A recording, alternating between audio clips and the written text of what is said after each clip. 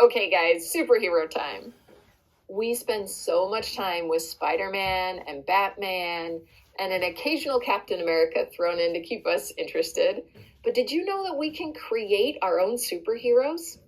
Once at a convention, I was with Annalie and I asked her to design a superhero just for me. And I felt like $1,000,000. I loved it. So you've got to know that this is something you can do. Now I've based out a little bit of balancing marks so I can kind of see, okay, this is where it's going to go. But the important thing that you want to focus on is that you get the shape around the eyes right. It is a mask after all. And the point of the mask is to hide the identity, but we got to see through it. So by getting the right shape around both of the eyes, sometimes in my head, I'm like, okay, I'm just painting glasses. It makes it look balanced because we can build off of that. We have the landmarks of the eyebrows to guide us and the eyes themselves. And we just go back and forth between the two sides until we have a balanced, perfect shape. Once that's in place, all the extra little bits are super easy to come by. Whether you're doing peaks on the top or you're keeping it rounded, it's really quite easy to make these designs look great. So I decided to go with a Batman-esque shape, and we're going to get some ears up at the top. And then some strikes down at the bottom. Now, in order to not feel like this is just an egg shape, I'm taking the side of the glasses and I'm extending it out just a little tiny bit. Now you'll notice that I'm going back and forth and getting it all out there. This is something you want to take your time. You don't want to just do a real quick once over and there you go, because then all the outlining will be messed up. The camera angle got me on this one, you guys. You can see it wasn't straight, so I had to fix that. And now we're ready to do some outlining. For our outlining, we want an inky black and we want to focus on that eye area. Again, we're just looking to outline these glasses that we've created. I like to do teardrops that then flow into a different shape.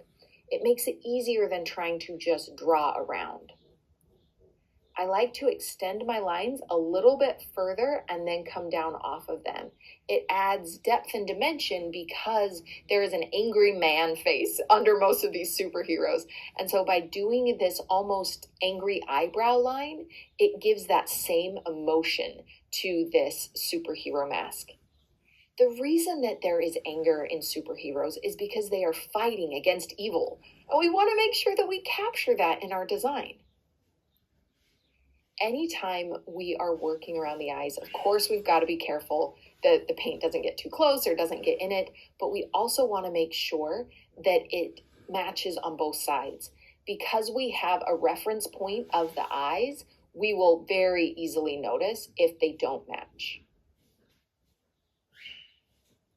Those sharp points are going to be a hallmark of an anger, masculine, intensity even. It doesn't have to be masculine, but just an intensity that we are looking to create.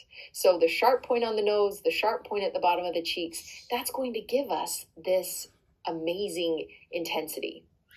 Then we bring the lines swooping down. And instead of a straight line, by adding that little bit of a curve, it's going to add some elegance. Having intensity and elegance in a same design makes it really special. Now, we wanted to create something unique just for her, and she got really excited. I love it when kids dance. It's like the best. We went ahead and grabbed this stencil. By adding this, it gives us this idea that she is going to protect the forest for us. So we just got a little bit of gold. Using a yellow or a blue with your green is a great way to add a light or a dark element that's going to just make it pop. Then of course we need some white. So we come back in for these little details. Now, one of the things that we often don't realize is that when you've done stencil work, it doesn't mean you can't paint on top of it. So I went ahead and I added the highlights to the mask itself. And then once I was ready, I went and I added a few little details to the centerpiece using what I had stenciled as my guide map. And you're not going to get to watch it because my hand totally blocks it. giving a kid a choice to become their own superhero and asking them the world problem they're going to fight against is an incredible way to connect a kid to the design that they picked, and they will have fun the entire day becoming that superhero.